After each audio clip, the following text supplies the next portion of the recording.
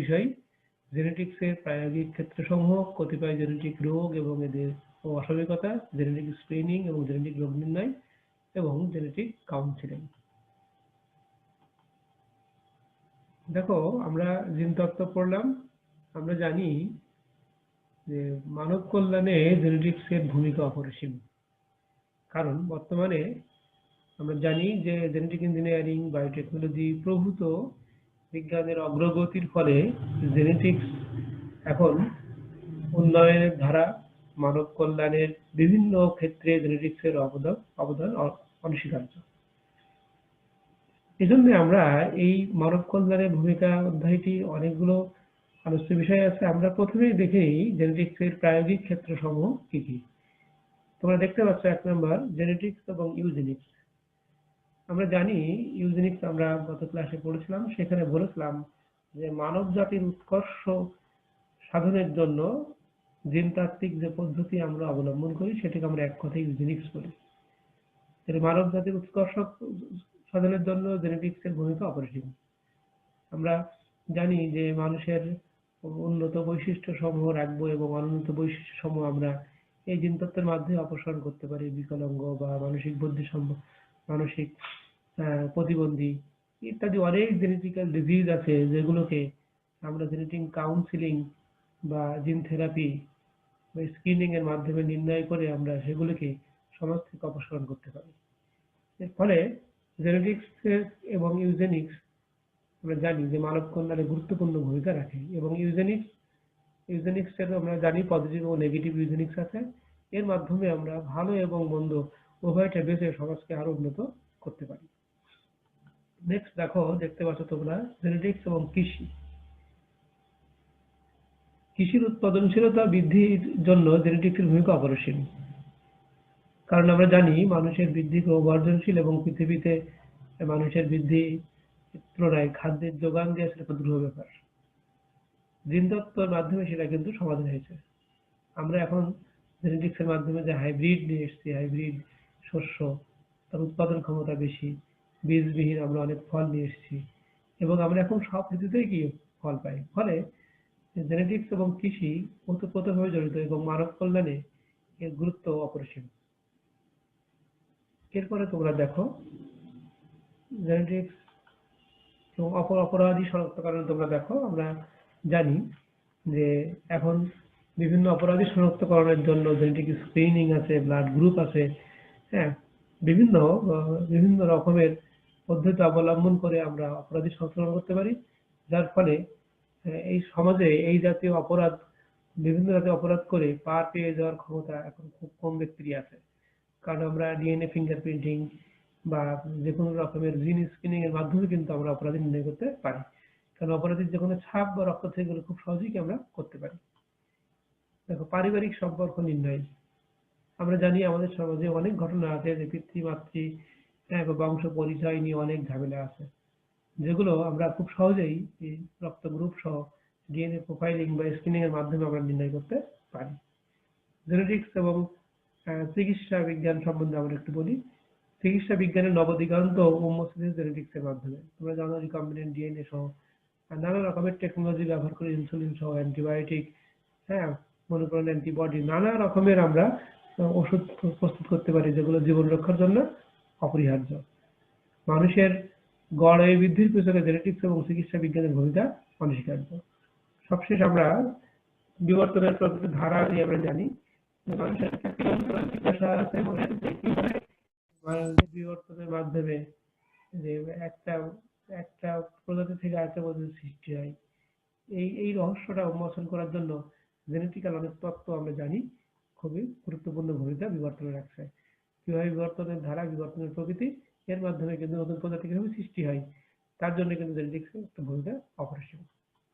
আমরা এখন জেনেটিক্সের কিছু রোগ এবং অস্বাভাবিকতা সম্বন্ধে আমরা আলোচনা করব। এইগুলোকে আমরা দুটো ভাগে ভাগ করি। একটা আমরা বলি জিন মিউটেশন রোগ, আর একটা আমরা বলি অ্যানুপ্লয়েডি বা ক্রোমোজোমের যে সংখ্যাগত কম বেশি আছে তার জন্য যে অস্বাভাবিকতা। প্রথমে আমরা কতিপয় জিন মিউটেশন ঘটিত জেনেটিক রোগ নিয়ে আলোচনা করব। তোমরা জানো যে আমি স্ক্রিনে দেখতে পাচ্ছ একটি রোগের নাম লিখছি হান্টিংটনস কোরিয়া। Huntington's Korea. এই রোগটি, এই যে কোরিয়া মানে নিত্য, কোরিয়া মানে হচ্ছে নিত্য। তো এই রোগীদের এই রোগের সম্বন্ধে বিস্তারিত বিবরণ দেন জর্জ হান্টিংটন 1872 খ্রিস্টাব্দে। এই রোগে যে সমস্ত ব্যক্তি আক্রান্ত হয় তাদের মধ্যে অনিয়ন্ত্রিত ঝাঁকুনি সহ নৃত্যের ন্যায় ভঙ্গি মানে চলন দেখতে পাওয়া যায়। এই রোগটি আমরা জানি যে এটি একটি জিন মিউটেশনের ফলে সৃষ্টি হয় এবং বিশ্বে প্রায় 2000 জনের 20,000 জনের মধ্যে একজন বা দুইজন এই রোগে আক্রান্ত হয়। এই রোগে ব্যক্তিদের আমরা বলি 4 নম্বর ক্রোমোজোম, বিশেষ অটোসোম অবস্থার একটি প্রকার জিন, তার মিউটেশনের ফলে এটি তৈরি হয়। এবং মজার ঘটনায় এই রোগের লক্ষণ কিন্তু প্রকাশ পায় 40 থেকে 55 বছরের মধ্যে। তারপরে দেখা যায় যে পরবর্তী 15 বছর সে মারা যায়। এই রোগের লক্ষণ আমরা দেখি যে অনিয়ন্ত্রিত কম্পন এবং নৃত্যের মতো চলন করলাম, মুখ বিকৃতি, দৃষ্টিভ্রম, বাচন ভঙ্গি অস্পষ্ট থাকে, বুদ্ধিভিত্তিক সামর্থ্য রহিত হয়ে যায় এবং স্মৃতি বিলীন হয়ে যায়, ভয়ে চোখ বড় বড় করে তাকানো। এই উপসর্গগুলো আমরা যে ব্যক্তি দেখতে পাই, আমরা এই ডিজিজটাকে নাম দিয়েছি Huntington's Korea disease. Huntington's Korea. দেখো তোমরা ইনসাইডে দেখতে পাচ্ছ চিত্রে একটা ছবি দেখাচ্ছি, আক্রান্ত ব্যক্তিকে দেখা যাচ্ছে। এটি একটি জিন মিউটেশন ঘটিত জেনেটিক রোগ। এর পরবর্তী রোগে আমরা আছি সিস্টিক ফাইব্রোসিস। সাধারণত অগ্নাশয়ের মধ্যে তন্তুময় সিস্ট আবির্ভূত হওয়ার ফলে এই রোগের নাম দিয়েছে সিস্টিক ফাইব্রোসিস। শ্বেতাঙ্গদের প্রতি 1800 জনে একজন শিশু এবং আফ্রিকান এবং এশিয়ানদের প্রতি 1 লাখ জনের মধ্যে একজন বা এর কম শিশু এ রোগে আক্রান্ত হয়। এই রোগের কারণ আমরা জানি 7 নম্বর ক্রোমোজোমের একটি জিনের প্রচন্ড মিউটেশন। এই জিনটিকে সিস্টিক ফাইব্রোসিস ট্রান্সমেমব্রেন রেগুলেটর জিনও বলা হয়। জিনটি ক্লোরাইড আয়নের ব্যাপন নিয়ন্ত্রণ করে। আমরা এই রোগের লক্ষণ যেগুলো পাই, ফুসফুস, যকৃৎ, অগ্ন্যাশয় ইত্যাদিতে ফাইব্রাস বা সিস্ট গঠিত হয়। আসলে এই রোগ সম্বন্ধে একটু বলা উচিত যে কেন এই জিনের মিউটেশনের কারণে কিভাবে ফাইব্রোসিস হয় বা তন্তুময় গঠন, কলা গঠন ধারণ করে। বিজ্ঞানীরা দেখছে যে 7 নম্বর ক্রোমোজোমে অবস্থিত একটি প্রচন্ড মিউটেশনই এই রোগের কারণ। জিনটি ক্লোরাইড চ্যানেলকে নিয়ন্ত্রণ করে, অর্থাৎ এই ক্লোরাইড চ্যানেলের কোড আদান প্রদান করে। দেখা গেছে যে এই চ্যানেলটি একটি প্রোটিন যা 1480টি অ্যামাইনো অ্যাসিড দ্বারা গঠিত। একে আমরা এক কথায় সিস্টিক ফাইব্রোসিস ট্রান্সমেমব্রেন রেগুলেটর বলি।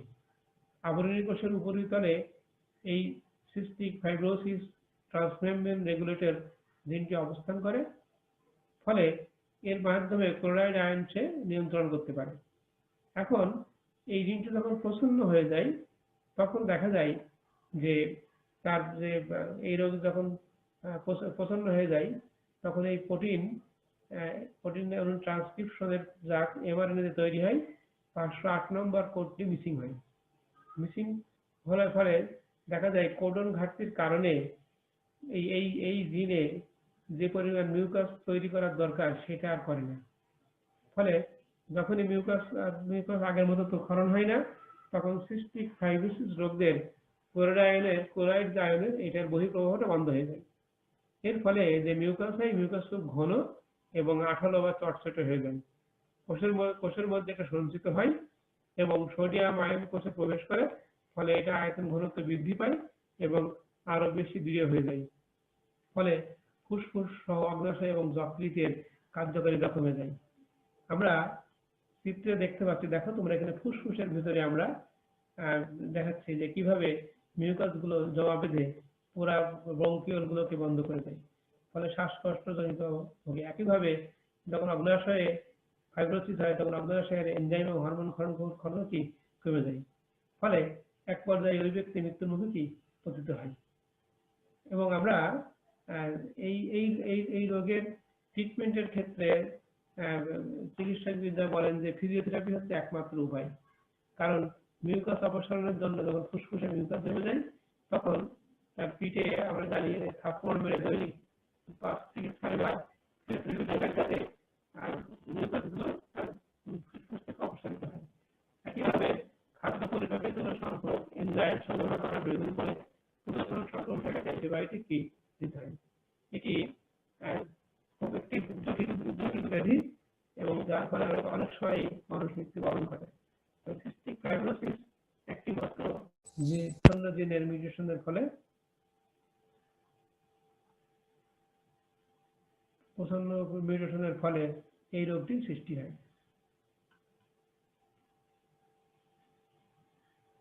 এখন তোমরা দেখো নেক্সট রোগটাকে আমরা বললাম ফিনাইলকিটোনুরিয়া বা পিকিইউ। এটিও 12 নম্বর ক্রোমোজোমে অবস্থিত একটি জিনের প্রচন্ড মিউটেশনের ফলে রোগটির সৃষ্টি হয়। এই রোগে কি হয় দেখো, ফিনাইল অ্যালানিনকে সাধারণত টাইরোসিনে পরিণত করতে না পারায় এই রোগ সৃষ্টি হয়। আমরা এই রোগকে একটি বিভাগ ঘটিত একটি রোগ বলে জানি।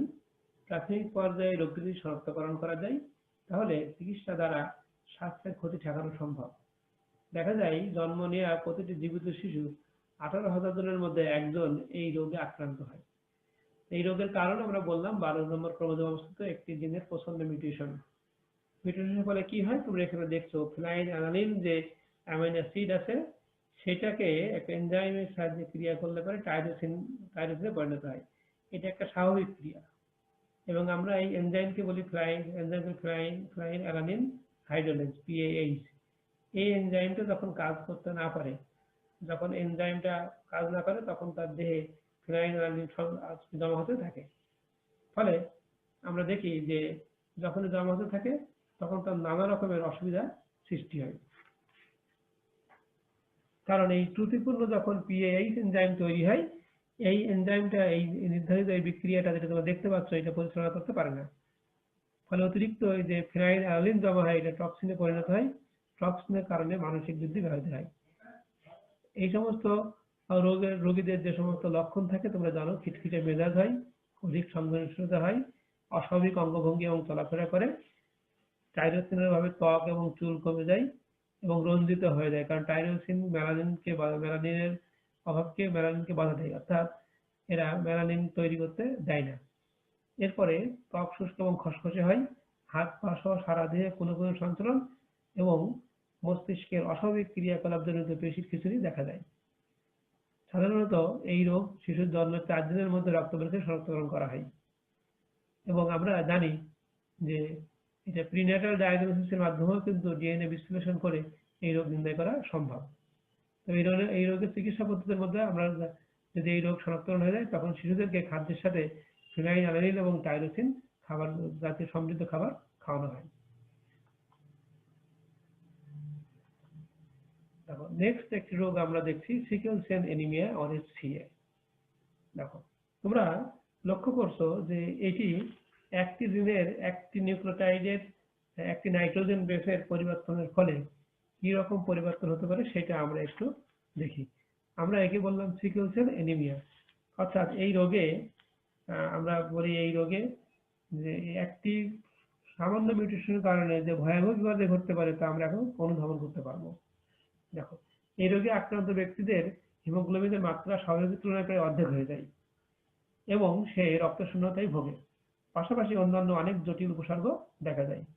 আমেরিকার শিকাগো শহরে একজন তরুণ ডাক্তার জেমস হ্যারিক 1904 সালে একজন কৃষ্ণাঙ্গ কলেজ ছাত্রের মধ্যে রোগটি লক্ষ্য করেন। তার 6 বছর পরে রোগটির বিস্তারিত তথ্য জানা যায়। রোগের কারণ হিসেবে আমরা বললাম যে এখানে সাধারণত আমাদের যে স্বাভাবিক হিমোগ্লোবিন তৈরি হয় একটি জিন মিউটেশনের ফলে দেখা যায় আরবিসির গঠনগত পরিবর্তন এবং সেটা কাস্ট আকার হয়ে যায়। তোমরা দেখছো সিকল সেল এবং নর্মাল এই মিউটেশনের ফলে এই নর্মাল ব্লাড সেলটা সিকল সেলে পরিণত হয়। আমরা জানি যে হিমোগ্লোবিনের আর 4টি পলিপেপটাইড অণু আছে। তোমরা জানো এই 4টি পলিপেপটাইড শৃঙ্খল দ্বারা হিমোগ্লোবিন গঠিত। তার মধ্যে 2টি আলফা চেইন এবং 2টিকে বেটা চেইন বলা হয়। আলফা চেইনটি 141 অ্যামাইনো অ্যাসিড দ্বারা গঠিত এবং বেটা চেইনটি 146 অ্যামাইনো অ্যাসিড দ্বারা গঠিত। সিকল সেল অ্যানিমিয়া যাদের থাকে তাদের এই বেটা চেইনের 6ষ্ঠ অ্যামাইনো অ্যাসিডটি ত্রুটিপূর্ণ হয়। আমরা দেখি যে এটা কি জাতীয় ত্রুটিপূর্ণ হয়। তোমরা দেখো স্বাভাবিক অবস্থায় এটা ছিল ডিএনএ যে সিকোয়েন্স ছিল সেখানে একটা অ্যামাইনো অ্যাসিড আসতো, তাকে বলা হয় গ্লুটামিক অ্যাসিড। এখন দেখো যখন এইটার মিউটেশন হলো, দেখো টি এবং এ এর মধ্যে মিউটেশন হলো, তখন এইটা পরিবর্তন হয়ে গেল ভ্যালিনে। যখনই ভ্যালিনে পরিবর্তন হয়ে গেল তখন আরবিসির গঠন সহ সার্বিক পরিবর্তনকে সাধিত হলো। তার মানে একটি নিউক্লিওটাইডের পরিবর্তন ফলে অ্যামিনো অ্যাসিড সিকোয়েন্স চেঞ্জ হলো এবং নরমাল আরবিসি সিকল সেল আরবিসিতে পরিণত হলো। এই এই এই এই ধরনের আরবিসি কি ধরনের প্রতিবন্ধকতা হয় সেটা আমরা একটু দেখে নিই। দেখো আমরা এখানে দেখাচ্ছি নরমাল প্যাটার্ন এবং সিকল সেল প্যাটার্ন। আমরা দেখলাম যে সিকল সেলগুলো কিভাবে এখানে ব্লাড ক্লট করে। তার মানে এই সমস্ত ব্যক্তির উপসর্গ হচ্ছে আমরা জানি যে রক্তশূন্যতা হচ্ছে এদের প্রধান উপসর্গ। অক্সিজেনের পরিমাণ কমে যায় এবং এইচবিএস অণুগুলো শক্ত তন্তুতে পরিণত হয়, অর্থাৎ সিকল সেলগুলো রক্তবাহিকার মধ্যে জমা হয়ে শক্ত তন্তুতে পরিণত হয়। তোমরা দেখতে পাচ্ছ স্ক্রিনে, দেখো আমি দেখাচ্ছি, শক্ত তন্তুতে কি পরিণত হয়। এর ফলে লোহিত কণিকার স্বাভাবিক প্রাকৃতিক গঠনগত পরিবর্তনে প্রাকৃতি ধারণ করে এবং এই সিকল সেলগুলো তাদের স্বাভাবিক কার্যকারিতা হারিয়ে ফেলে এবং ভেঙে যায়। এগুলো কৌশিক জালিকা এবং রক্তনালীর মধ্যে জট পাকায় এবং স্বাভাবিক রক্ত প্রবাহকে বাধাগ্রস্ত করে। এর ফলে সেকেন্ডারি অনেক উপসর্গ দেখা যায়, যেমন আমরা যদি প্রাইমারি অ্যানিমিয়া বলি, এর ফলে দেখা যায় সাংঘাতিক দুর্বলতা, শারীরিক বিকাশ কমে যায়, হৃৎপিণ্ডের প্রসারণ হয়ে যায়, তারপর সর্বদা সে অসুস্থ বোধ করে। রক্ত সংবন্ধজটিলতা সৃষ্টি হতে পারে, আমরা জানি হৃৎপিণ্ডের ক্ষতি হতে পারে, হ্যাঁ, রক্তনালী ক্ষতি হতে পারে, ফুসফুস ক্ষতিগ্রস্ত হতে পারে। একইভাবে পেশি এবং অস্থিসন্ধির ক্ষতি হতে পারে, অন্ত্র ক্ষতি হতে পারে, বৃক্ক ক্ষতিগ্রস্ত হতে পারে, যকৃৎ ক্ষতিগ্রস্ত হতে পারে, বাত ব্যথা দেখা দিতে পারে, পেট ব্যথা দেখা দিতে পারে, বৃক্ষকাল এবং বৃক্ষ বিকল হয়ে যেতে পারে। এখন এটা একটা সাংঘাতিক রক্তরোগজনিত ঘটিত রোগ। আমরা দেখলাম এটি একটি মিউটেশনের কারণে সম্ভব হলো। এই রোগের আমরা লক্ষণগুলো এবং বললাম কি কি আমরা লক্ষণ তোমরা জেনেছ, উপসর্গগুলো। এই রোগের বংশগতিতে আমরা একটু পড়ে দেখি। দেখো আমি এখানে তোমরা দেখতে পাচ্ছ যে একটি স্ত্রী এবং একটি পুরুষ নিচ্ছি, দুজনকে আমরা বলছি সিকল সেল ট্রেট অর্থাৎ ক্যারিয়ার। তারপরে এইচবিএ এটা স্বাভাবিক এবং এইচবিএস এটা হচ্ছে আমরা জানি সিকল সেল ব্লাড সেল তৈরি করে, আরবিসি তৈরি করে। এটা উভয়ই দেখো হেটেরোজাইগাস নিচ্ছি আমরা। হেটেরোজাইগাস নেওয়ার পরে দেখো আমরা একটা নর্মাল শিশু পেয়েছি এইচবিএ, যেটা ক্যারিয়ার নাই, আর বাকি দুটো ক্যারিয়ার দিছি। আর সেটা যেটা আমরা প্রসন্ন পেয়েছি সেটা সিকল সেল ডিজিজ। তার মানে স্বাভাবিকভাবে যদি পিতামাতা উভয়ই ক্যারিয়ার হয় তাহলে তাদের সন্তানদের মধ্যে এই রোগটি আসার সম্ভাবনা খুব কি বেশি। সাধারণত ক্যারিয়ার যদি নির্বাচন করা যায় তাহলে আমরা জানি জেনেটিক স্ক্রিনের মাধ্যমে এই রোগ থেকে কি খুব সহজেই কি পরিত্রাণ পাওয়া যেতে পারে। দেখো আমরা এখন কিছু অ্যানিউপ্লয়েডি বা ক্রোমোজোমের অস্বাভাবিকতার কারণে যে সমস্ত জেনেটিক অস্বাভাবিকতা সৃষ্টি হয় সেই সমস্ত কয়েকটি রোগ আমরা জানি। আমরা ইতিপূর্বে জেনেটিক রোগ আলোচনা করলাম, তার মধ্যে আমরা বললাম সিকল সেল অ্যানিমিয়া, তারপরে ফেনাইলকিটোনিউরিয়া, ডাউন সিনড্রোম, টার্নার সিনড্রোম, ফেনাইলকিটোনিউরিয়া, এবং আমরা বললাম যে সিস্টিক ফাইব্রোসিস। এখন আমরা কিছু অ্যানিউপ্লয়েডি জনিত জেনেটিক অস্বাভাবিকতা নিয়ে আলোচনা করব। এক নম্বর আমরা প্রথমে আসি ক্লাইনফেল্টার সিনড্রোম নিয়ে। দেখো এই রোগের বা এই সিনড্রোমের কারণ হচ্ছে এদের ক্রোমোজোম সংখ্যা আমরা যারা স্বাভাবিক তাদের যেমন 23 জোড়া বা 46 থেকে, তা না থেকে এদের থেকে 47টি। কয়টি? 47টি। তোমরা স্ক্রিনে দেখতে পাচ্ছ 22 জোড়া অটোজোম বা 44 অটোজোম এবং দেখো XXXY অর্থাৎ 44 3 47। এই রোগের কিভাবে এই রোগ সৃষ্টি হয়? সাধারণত আমরা বলি নন ডিসজাংশনের ফলে সৃষ্টি হয়। তোমরা দেখো মেল এবং ফিমেল আমরা এখানে নিয়েছি, কিন্তু দেখো মেল থেকে নন ডিসজাংশন হওয়ার পরে উচিত ছিল বোথ এক্স এবং এক্স ওয়াই ক্রোমোজোমে যাওয়া, তা না যে দেখো একটার ভিতরে এক্স এক্স এসছে, একটার ভিতরে এক্স এক্স। একইভাবে দেখো মেলে আমরা এক্স ওয়াই করছি, এক্স এক্স এর সাথে যখন ওয়াই যুক্ত হচ্ছে তখন থেকে আমরা বলছি এক্স এক্স এক্স বা এক্স এক্স ওয়াই।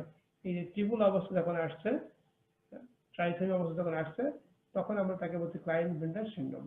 একইভাবে একটু বলে রাখি, যদি শূন্য ক্যাভিটির সাথে কোনো এক্স ক্রোমোজোম মিলিত হয় তখন দেখো সেখানে এক্স নট হচ্ছে, এটা কিন্তু ক্রোমোজোম কমে যায়, এটা হলো টার্নার সিনড্রোম হয়। আমরা একটু পরে এটা পড়বো। তাহলে নন ডিসজাংশনের কারণে আমরা দেখলাম যে ক্লাইনফেল্টার সিনড্রোম সৃষ্টি হয়। এখন এই জাতীয় ব্যক্তিদের কি কি উপসর্গ থাকে সেগুলো আমরা একটু দেখি। সাধারণত এদের যে প্রাইমারি জননাঙ্গ আছে সেগুলো অতি ক্ষুদ্রাকার হয়, শুক্রাশয় ক্ষুদ্রাকার থাকে, তবে সাধারণত এটা যে ব্যক্তিগুলো বীর্যপাত হয়, পা দুটি অস্বাভাবিক দীর্ঘ হয়, উচ্চতা স্বাভাবিকের তুলনায় বেশি হয়।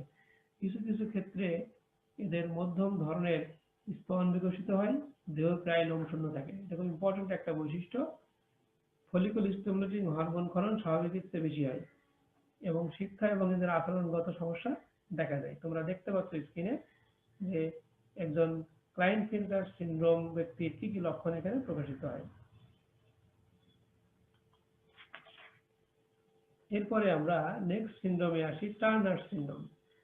দেখো এদের ক্রোমোজোম সংখ্যা 44+1, দ্যাট ইজ 45 কম থাকে এবং এটিও আমরা বললাম মেয়োসিস এর নন ডিসজাংশনের ফলে কি হয়, সিস্ট হয়।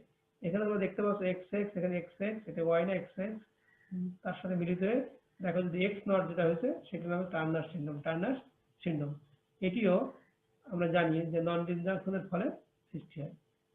এর ফলে যে অস্বাভাবিকতাগুলো হয় দেখো আমরা একটু জেনে নিই কি কি অস্বাভাবিকতা এখানে আছে। তোমরা দেখতে পাচ্ছ স্ক্রিনে আমি দেখাচ্ছি যে এই জাতীয় ব্যক্তিদের সাধারণত দেখতে অস্বাভাবিক স্থূলতার মতো মনে হয়, উচ্চতা একটু কম হয় 5 ফিটের নিচে, গলার চামড়া ভাঁজযুক্ত। তুমি দেখো আমি স্ক্রিনে কার্সার রাখছি, খুব ইম্পর্টেন্ট, ফোল্ড অফ স্কিন, গলার চামড়া ভাঁজযুক্ত, কানের অবস্থান স্বাভাবিকের চেয়ে একটু নিচেই, বক্ষপিঞ্জর ঢালের মতো অর্থাৎ সামনের দিকে উত্তল, আঙ্গুল স্ফীত, নখগুলো উত্তল এবং গভীরে পতিত। দেখো প্রাপ্তবয়স্কদের জরায়ু ছোট এবং অপরিণত এবং আমরা বললাম প্রকৃতির ডিম্বাশয়ের পরিবর্তে দুদক কলা নির্মিত তন্তু থাকে। এই যে বৈশিষ্ট্যগুলো আমরা দেখলাম, এই বৈশিষ্ট্যগুলো টার্নার সিনড্রোম এবং এর ফলে আমরা বললাম এটা সৃষ্টি হয়েছে যে মেয়োসিসের সময় নন ডিসজাংশন ঘটে, ফলে স্বাভাবিক ক্রোমোজোম নয় ক্রোমোজোম ঘাটতি হয়, ক্রোমোজোম ঘাটতি হয়, অর্থাৎ একটি ক্রোমোজোম সেখানে কি থাকে, কম থাকে। এর ফলে টার্নার সিনড্রোমের সৃষ্টি হয়। এরপরে তোমরা আরেকটি সিনড্রোম দেখতে পাচ্ছ যেটাকে আমরা বলি ডাউন সিনড্রোম। ডাউন সিনড্রোম, দেখো ডাউন সিনড্রোম এটাকে আমরা বলি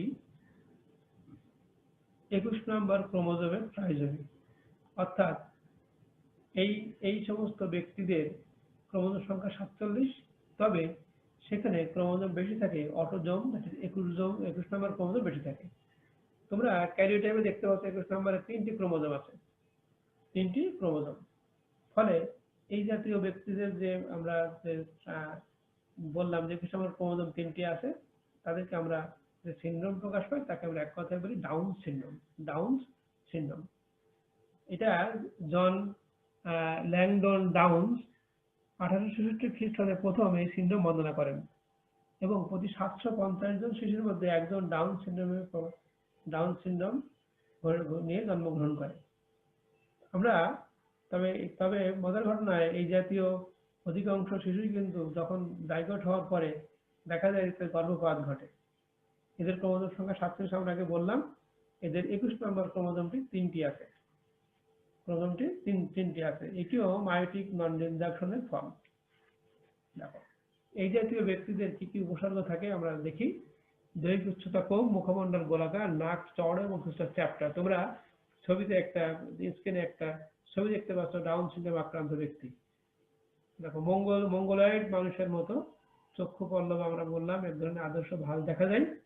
এরপরে আমরা বললাম যে সাধারণত এই ভাঁজের কারণে কিন্তু এদেরকে আমরা বলি Down syndrome Mongolian idiocy. Down syndrome Mongolian idiocy. এদের ত্বক শুষ্ক এবং খসখসে হয়, হলুদ ছাপযুক্ত, চুল মোটা এবং খাড়া হয়, করতলে একটি অনুপস্থ ভাঁজ থাকে, এই ভাঁজকে সিমিয়ান ভাঁজ বলা হয়। পঞ্চম আঙ্গুলিতে 3টির পরিবর্তে 2টি গিঁট থাকে। বুদ্ধিবৃত্তির বিকাশ কম, পেশিগুলো শিথিল, হৃৎপিণ্ড অস্বাভাবিক, রোগ প্রতিরোধ ক্ষমতা কম, বেশিরভাগই স্বল্পায়ু সম্পন্ন হয়, জননাঙ্গ সুগঠিত নয়, আচরণ বন্ধুভাবাপন্ন, প্রফুল্ল এবং তুষ্ট, সাধারণত সঙ্গীত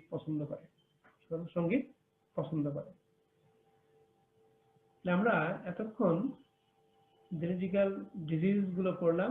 2 ধরনের ডিজিজ আমরা এক বললাম, জিন মিউটেশন এবং ক্রোমোজোমের সংখ্যার পরিবর্তন, দ্যাট ইজ অ্যানিউক্লিওটিড ফলে। এখন আমরা এই সমস্ত রোগ থেকে বাঁচার জন্য আমরা যদি আগেই তার ক্রোমোজোমের ডিএনএ প্রোফাইল আমরা জানতে পারি যে এই জিন আছে কিনা, তাহলে খুব সহজেই সেখান থেকে আমরা পরিত্রাণ পেতে পারি। এরকম ভাবে আমরা জেনেটিক রোগ নির্ণয়ের অন্য পদ্ধতি হচ্ছে জেনেটিক স্ক্রিনিং।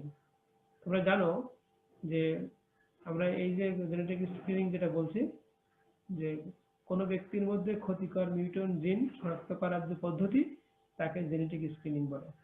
এক কথায় আমার দেহে কোনো ক্ষতিকর জিন আছে কিনা তা খুঁজে পাওয়ার উপায়, আমরা তাকে জেনেটিক স্ক্রিনিং বলি। জেনেটিক স্ক্রিনের ক্ষেত্রসমূহ আমরা তিনটা ভাগে ভাগ করি। Number 1 prenatal diagnosis, career diagnosis, number 2, number 3 predictive diagnosis. Prenatal diagnosis সাধারণত আমরা শিশু জন্মের আগে জেনেটিক রোগ অন্যান্য স্বাস্থ্য সমস্যা নির্ণয় পূর্বক অভিভাবকদের প্রয়োজনীয় পরামর্শ দেওয়া হয়। বাহক শনাক্তকরণ অর্থাৎ জেনেটিক রোগের বাহকের মধ্যে সাধারণত আমরা জানি সংশ্লিষ্ট রোগের কোনো লক্ষণ প্রকাশিত হয় না, তবে পরবর্তী জনিতে এই লক্ষণটা প্রকাশ হওয়ার সম্ভাবনা থাকে। যেমন sickle cell anaemia, cystic fibrosis, গ্র্যান্ড-পিটোনুরিয়া। এই জিনগুলোর প্রচ্ছন্ন বলে হেটেরোজাইগাস অবস্থায় প্রকাশ পায় না, কিন্তু হোমোজাইগাস প্রচ্ছন্ন অবস্থায় কি প্রকাশ পায়, অর্থাৎ বাহকের এটা প্রকাশ থাকে না, কিন্তু তার সন্তানের যদি এটা প্রচ্ছন্ন অবস্থায় থাকে, প্রচ্ছন্ন বিশুদ্ধ অবস্থায় থাকে, সেক্ষেত্রে সেই সন্তানটা এই রোগে আক্রান্ত হয়। তাহলে আমাদেরকে বাহক আমরা শনাক্তকরণের মাধ্যমে কিন্তু এই জেনেটিক স্ক্রিন ব্যবহার করতে পারি আমরা। এরপরে ভবিষ্যৎ সূচক বা প্রিডিক্টিভ ডায়াগনোসিস বলি। ক্ষতিকর জিনের বিলম্বিত প্রকাশ সম্পর্কে ভবিষ্যৎবাণী হলো প্রিডিক্টিভ ডায়াগনোসিস। তোমরা জানো হান্টিংটনস কোরিয়া, এই রোগের সাধারণত প্রকাশই ঘটে 40 থেকে 45 বছর পরে। আমরা জানি যে এই নির্দিষ্ট বয়সে যে অনিবার্যভাবে প্রকাশিত হতে সক্ষম এরূপ মারাত্মক জিনের যে তথ্য বা তথা জেনেটিক বস্তুকে আমরা এক কথাই বলি জেনেটিক টাইম বোমা। নির্দিষ্ট সময় পরে এটা কি বিস্ফোরিত হয়। এই জাতীয় ডিজিজ যদি আগে থেকে জানা যায়, স্ক্রিনিং এর মাধ্যমে আমরা নির্ণয় করতে পারি। এখন কিভাবে জেনেটিক স্ক্রিনিং করা হয় তার কয়েকটা আমরা পদ্ধতি বলি। নমুনা সংগ্রহের পদ্ধতি দেখো, আমি 1 নম্বর দিছি যে কোরিওনিক ভিলাস স্যাম্পলিং আর সিভিএস। আমরা জানি যে আমরা যখন জরায়ুতে ছিলাম, আমাদের ইমপ্লান্টেশনের পরে অমরা তৈরি হয়। অমরা তৈরির প্রথম ধাপ কিন্তু আমরা জানি যে ব্লাস্টোসিস দশায় যে বাইরে আবরণ, সেখানে কোরিয়ন থাকে, কোরিয়ন থেকে ভিলাই তৈরি হয়। এখন বিজ্ঞানীরা দেখো এই দুই উপায়ে এই কোরিয়নের ভিলাই থেকে স্যাম্পল নিতে পারে। 1 নম্বরকে আমরা বলি ট্রান্স সার্ভাইকাল, আর একটা বলি ট্রান্স অ্যাবডোমিনাল। অ্যাবডোমিনাল দিলে সেটা আমরা সিরিঞ্জ ব্যবহার করি, আর সার্ভাইকালে আমরা যোনিপথে সিরিঞ্জ ব্যবহার করে ভিলাই থেকে স্যাম্পল নিই। হ্যাঁ, কারণ আমরা জানি যে অমরা গঠনের সময় কোরিয়ন থেকে যে আঙ্গুলের মতো অসংখ্য অভিক্ষেপ সৃষ্টি হয়, যে জরায়ুর প্রাচীরে পতিত হয়। এই অভিক্ষেপগুলো কোরিয়নের ভিলাই বলে। এই কোরিয়নিক ভিলাই জরায়ুর প্রাচীরে সাইনাসে প্রবেশ করে এবং মা ও শিশু রক্তের মধ্যে প্রয়োজনীয় কার্বন ডাই অক্সাইড এবং অক্সিজেন সহ পুষ্টিদ্রব্যকে বিনিময় করে। পরীক্ষার জন্য কোরিয়ন থেকে আমরা ক্ষুদ্র কিছু স্যাম্পল সংগ্রহ করি। আমরা এই এক কথায় একে বলি সিভিএস বা chorionic villus sampling. Chorionic villus sampling দেখো, এই স্যাম্পল নিয়ে আমরা স্ক্রিনিং করি। সাধারণত গর্ভাবস্থার প্রথম দিকে 8 থেকে 12 সপ্তাহের মধ্যে সিভিএস করা যায়, তবে 5 থেকে 12 দিনের মধ্যে এই রোগ নির্ণয় করা সম্ভব হয়। কারণ অনেকেই মনে করেন যে ত্রুটিপূর্ণ সন্তান জন্ম দেওয়ার থেকে গর্ভপাতকেই অনেক সময় কি করে তারা উত্তম মনে করেন। এই জন্য উন্নত বিশ্বে দেখা যায় যদি ক্যারিয়ার নির্বাচন করা যায়, বাবা মা যদি ক্যারিয়ার থাকে, তার সন্তানদের এই যে কোরিয়নিক ভিলাস স্যাম্পলিং এর মাধ্যমে নমুনা সংগ্রহ করে স্ক্রিনিং করে যদি দেখে যে ওই জিনটি আছে, তাহলে নির্দিষ্ট বয়সের আগেই সেটাকে গর্ভপাত ঘটায়। এরপরে এই নমুনা সংগ্রহের আরেকটি পদ্ধতি আছে, দেখো তোমরা স্ক্রিনে দেখতে পাচ্ছ, আমরা একে বলি অ্যামনিওসেন্টেসিস। অ্যামনিওসেন্টেসিস আমরা জানি যে আমাদের ভ্রূণের চারপাশে অতি ঘূর্ণি পর্দা থাকে। এই পর্দাগুলোর নাম তোমরা জানো, অ্যামনিয়ন, কোরিয়ন, অ্যালান্ট্রাইন, ইয়কসাইট। এবং এই অ্যামনিয়ন যে পর্দা, তার ভিতরে থাকে কিন্তু এক ধরনের তরল, তাকে আমরা অ্যামনিওটিক ফ্লুইড বলি। তো এই অ্যামনিওটিক ফ্লুইড যেটা থাকে, এই অ্যামনিওটিক রসে সাধারণত মূত্রের মতো স্বচ্ছ এবং এটা হলুদ হয়। ভ্রূণ বা শিশু সর্বদা এই রস পান করতে থাকে এবং তার পৌষ্টিকতা সঞ্চালিত হয়। অ্যামনিয়ন রসের মধ্যে ভ্রূণে মূত্রকে ত্যাগ করে। এর ফলে দেহাভ্যন্তরের থেকে বিস্তৃত কিছু কোষ বা ত্বকের কিছু অংশ এই অ্যামনিওটিক ফ্লুইড থাকে। যদি আমরা এখানে অ্যামনিওটিক ফ্লুইডটা নিয়ে সেখান থেকে আমরা সেন্ট্রিফিউজ করে কোষগুলোকে আমরা ডিএনএ প্রোফাইলিং করে স্ক্রিনিং করে, তাহলে আমরা বুঝতে পারবো যে সন্তানের মধ্যে বাবা মা থেকে কোনো জেনেটিক্যাল রোগ আছে কিনা। আমরা যেহেতু এখানে অ্যামনিয়ন নিয়ে কাজ করি, এই জন্য আমরা এই পদ্ধতিকে নাম দিচ্ছি অ্যামনিওসেন্টেসিস। তোমরা লক্ষ্য করছো এখানে একটা চিত্রের মাধ্যমে আমরা ফিটাস, ইউটেরাস এবং অ্যামনিওটিক ফ্লুইড নেওয়ার সিরিঞ্জ ব্যবহার করে নেওয়া হয়। এরপরে আরেকটি পদ্ধতি আছে জেনেটিক স্ক্রিনিং এর জন্য নমুনা কালেকশনের প্রি-ইমপ্লান্টেশন ডায়াগনোসিস বলা হয়। জরায়ুতে সংস্থাগত হওয়ার পূর্বে ভ্রূণের জেনেটিক গুণাগুণ পরীক্ষা করার জন্য প্রি-ইমপ্লান্টেশন ডায়াগনোসিস অপরিহার্য। এটি মূলত এক ধরনের প্রিন্যাটাল ডায়াগনোসিস। দেহের বাইরে ডিম্বাণু নিষেক ঘটানো হয়, অর্থাৎ তোমরা আইভিএফ নাম শুনছো, ইন ভিট্রো ফার্টিলাইজেশন, যেটা কোনো টেস্ট টিউব বেবি বলি। দেহের বাইরে যখন ফার্টিলাইজেশন করা হয় তখন দেখা হয় যে ক্লিভেজ যখন চলে 8 কোষে দশায় পৌঁছালে তার থেকে 1টি কোষে পরীক্ষা করা হয়। এবং যদি দেখা যায় যে এখানে ভ্রূণের গঠন স্বাভাবিক আছে, তাহলে সেটাকে রেখে দেওয়া হয়। আর যদি দেখা হয় যে না, এটা ক্ষতিগ্রস্ত আছে বা এখানে এই ভ্রূণটা ক্ষতিকর জিন বহন করে, তখন সেটাকে পরিহার করা হয়। একে আমরা বলি প্রি ইমপ্লান্টেশন ডায়াগনোসিস। এটা আইভিএফ পদ্ধতির মাধ্যমে এটা করা হয়। এরপরে দেখো আরেকটি পদ্ধতি আছে যার মাধ্যমে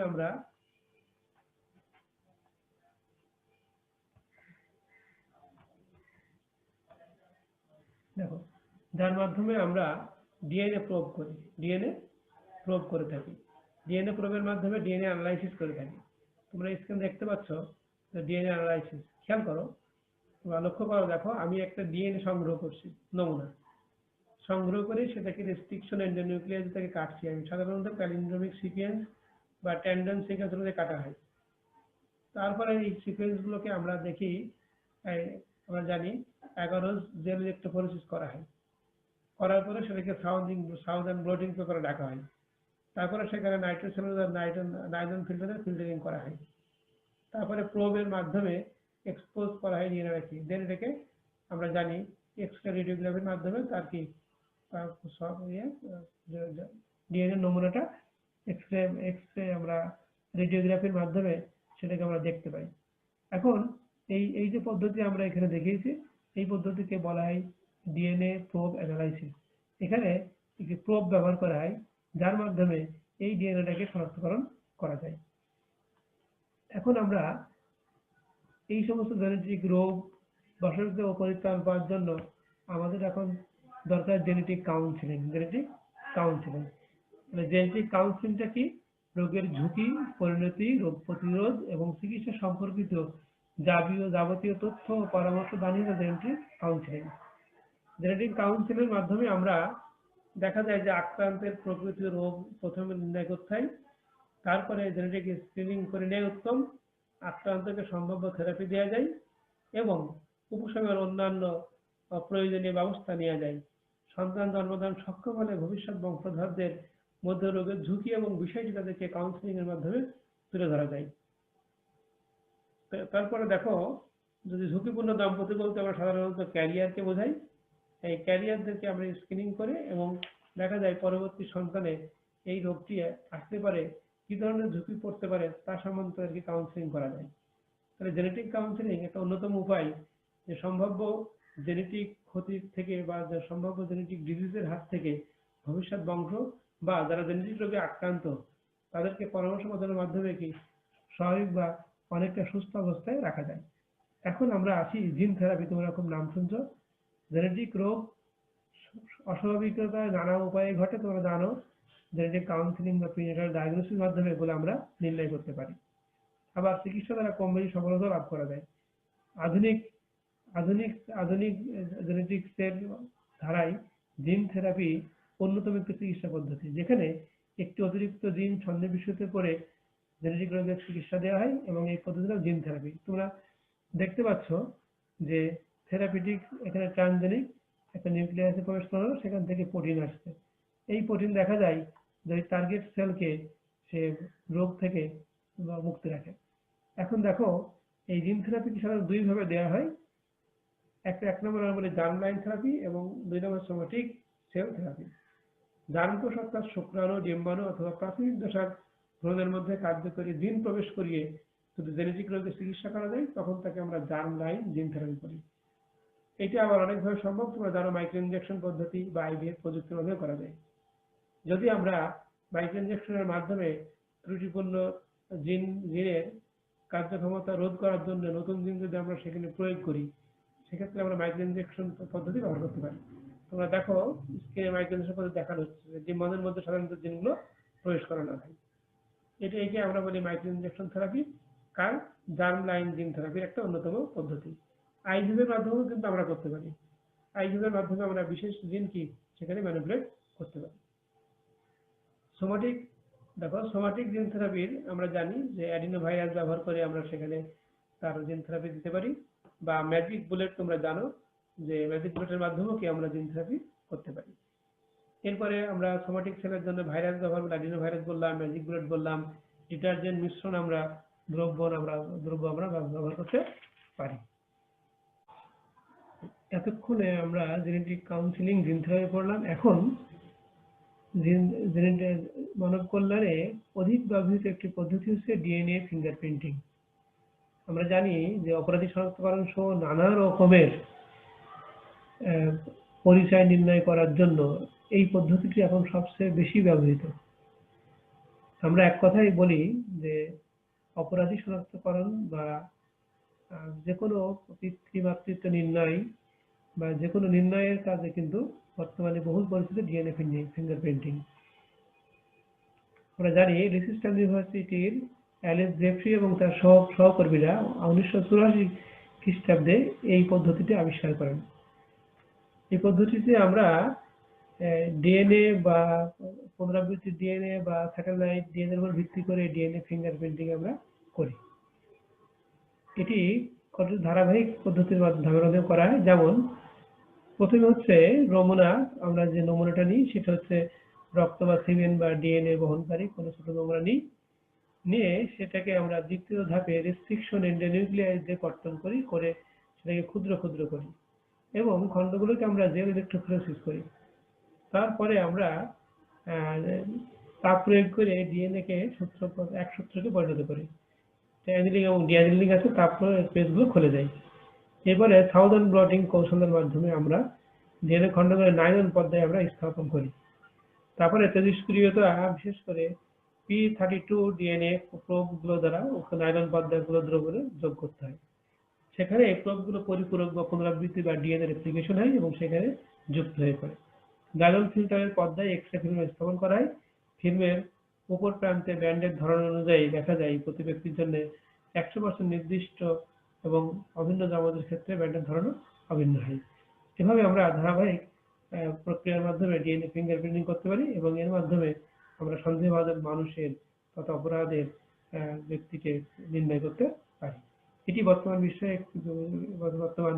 জিনতত্ত্বের একটি বিস্ময়কর আবিষ্কার এবং এর মাধ্যমে আমরা অনেক জটিল সমস্যার সমাধান করে থাকি।